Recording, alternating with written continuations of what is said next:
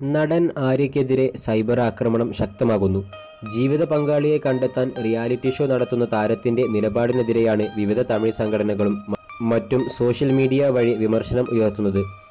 ജീവിതത്തിലെ സുപ്രധാന തീരുമാനത്തിന് ടെലിവിഷൻ പരിപാടിയെ ആശ്രയിക്കുന്നത് ശരിയല്ലെന്നാണ് പ്രധാനമായും ഉയരുന്ന വിമർശനം.